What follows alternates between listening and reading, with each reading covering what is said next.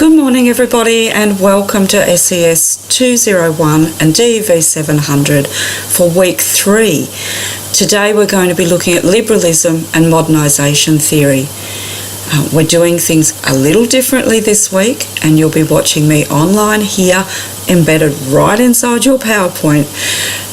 If you are attending the Harvey Bay lectures and tutorials though, you still need to go to the campus on Thursday. Dr. Ablett will be there and he will be delivering the lecture to you in person. But you can watch along with us prior to going, so perhaps you'll have a head start. For those of you on the Sippy Downs campus, please don't attend on Wednesday morning at 8 a.m. for the lecture. I won't be there and this is the replacement lecture. You still need to attend your tutorial time though, so make sure you turn up to your designated tutorial. As I said last week, I won't be at the tutorials, but Mandy, our second tutor for this course, will be. So all tutorials will go ahead as per usual. So let's get on with things. This week we're going to be looking at classical liberalism. Classical liberalism is based on the 17th century Enlightenment idea that individuals are rational beings.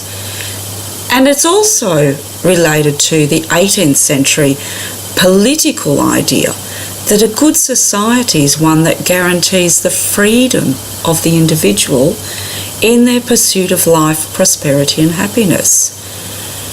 As a political philosophy, liberalism maintains that the state should only interfere in people's lives if one individual threatens the liberty of another. Otherwise, people should be allowed to live as they see fit. We talk about this in terms of it being self-interest, protecting their self-interest, doing what they need to do to look after their own lives and their own prosperity. Also, by employing their labour and their capital accordingly. Classical liberal economics also ties freedom very closely to private property rights. Unless people are free to enter contracts, to sell their labour, to save their incomes and invest them, or unless they're free to run businesses if they're not on wages, when they have obtained the right capital, then we wouldn't consider them free under a classical liberalism theory.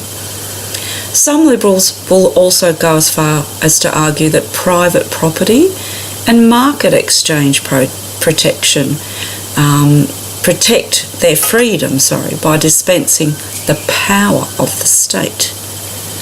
So it balances out that power the state holds over us, if indeed we have some control over our financial freedoms. Then there are others like Jeremy Bentham, who claim that the point of liberalism was to make the poor richer, not the rich poorer. One of the most influential 18th century liberal thinkers to this date was Adam Smith.